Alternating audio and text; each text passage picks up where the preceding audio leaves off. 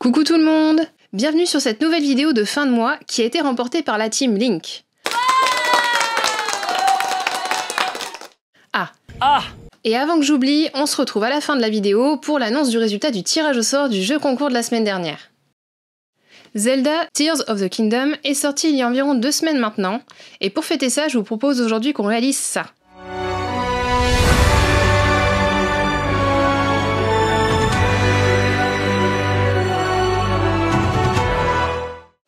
Je sais que plusieurs d'entre vous connaissent déjà bien cette épée, c'est Discord qui me l'a dit. Pour ceux qui ne la connaissent pas, il s'agit de l'arme légendaire de la saga Zelda que l'on retrouve évidemment dans ce dernier opus. Pour ce projet, je vais avoir besoin de filaments, d'un apprêt en bombe spécial plastique, de superglue, de papier de verre, d'une bombe de peinture grise, de peinture argentée, de peinture noire, de peinture bronze et des pinceaux. Comme le mois dernier, nous avons déjà fabriqué une épée, la Buster Sword de Final Fantasy VII. Je vous mets le lien en description si vous ne l'avez pas encore vu. Je me suis dit que j'allais varier un peu en vous montrant comment j'ai designé le support de notre objet du jour. Pour ça, je vais utiliser Fusion 360. L'idée est de créer un support simple permettant de poser l'épée à la verticale. Pour ce qui est des dimensions, je suis partie sur un pied de 15 cm de diamètre et 3 cm de haut. Ça devrait être suffisant pour ne pas que l'épée bascule. Je commence donc par dessiner un trait. Il représente l'axe central de mon support.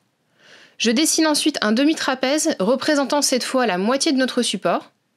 Reste maintenant à y ajouter l'empreinte de notre épée. Pour ça, je vais tout simplement importer le pommeau et retracer ses contours. Maintenant, mon esquisse est terminée, il ne me reste plus qu'à utiliser l'outil Révolution, sélectionner mon axe central et valider. Voilà, notre support est enfin terminé. J'ai voulu y appliquer cette texture pour faire un rappel au jeu, mais je n'y suis pas parvenue. Je pensais avoir réussi avec le slicer de chez Race 3D, mais il n'est finalement pas possible d'exporter le STL texturé, uniquement le G-code. Donc si vous avez des idées, n'hésitez pas à les écrire en commentaire. Bon, maintenant que nous avons toutes nos pièces, il est temps de slicer tout ça, de tout envoyer sur Octoprint et de se relaxer devant une petite session de timelapse. À toutes!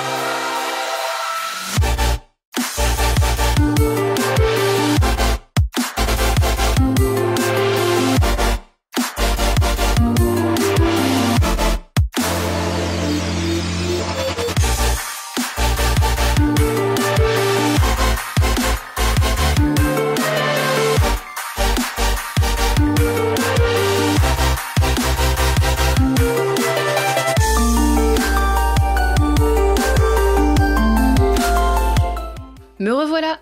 Toutes nos pièces sont terminées. Pour gagner un peu de temps, j'ai imprimé en bleu toute la garde de l'épée pour m'éviter de devoir passer par la case peinture. Par contre, pour ce qui est de la lame, il y a encore un peu de travail. Je vais donc coller tout ça, combler les écarts avec un petit peu de résine et passer par la case ponçage avant d'y appliquer une couche d'après. C'est parti!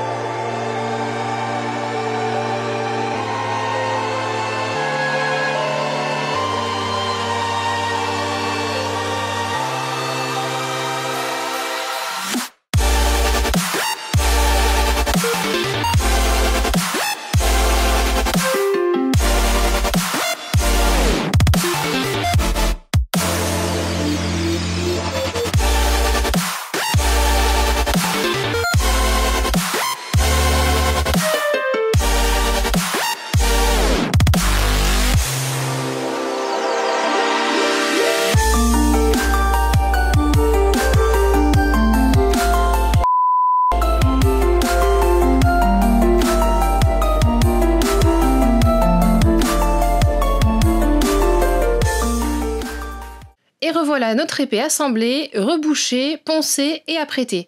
Je suis super satisfaite du rendu, j'ai vraiment hâte de la mettre en peinture. Pour ça, direction l'extérieur pour une première couche de peinture grise.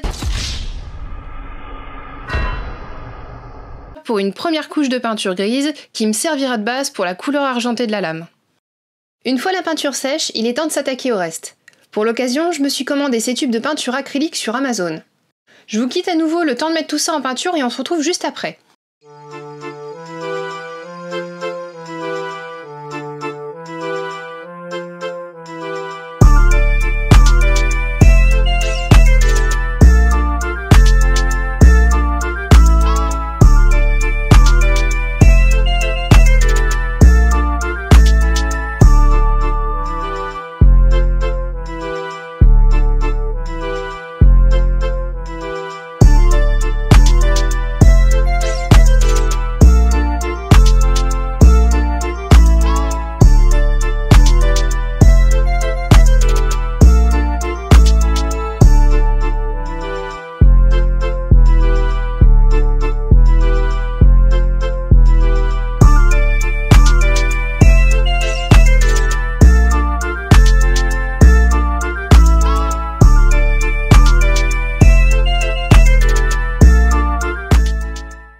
Nous y voilà, il est bientôt temps de vous laisser avec notre objet finalisé, mais il est aussi temps d'annoncer le vainqueur de notre concours de la semaine dernière. Bravo Bruno Farou, tu remportes le lot de 4 bobines de PLA multicolore grossiste 3D. Je prendrai contact très prochainement avec toi pour te faire parvenir ton lot. Comme toujours, si cette vidéo vous a plu, abonnez-vous pour ne pas rater les suivantes. Laissez-moi un petit pouce bleu et surtout j'attends vos avis et conseils en commentaire. Allez faire un tour dans la rubrique communauté de la chaîne pour le prochain sondage. Vous retrouverez également en description le lien de mon serveur Discord si vous êtes à la recherche d'entraide et de bonne humeur, ainsi que les liens vers le Tipeee et le Patreon si vous souhaitez soutenir la chaîne financièrement. Allez, je vous fais pas plus attendre, du moins pour ceux qui n'ont pas sauté directement à la fin de la vidéo. Merci à tous d'être restés jusque là, je vous dis à la semaine prochaine pour de nouveaux timelapses. Salut!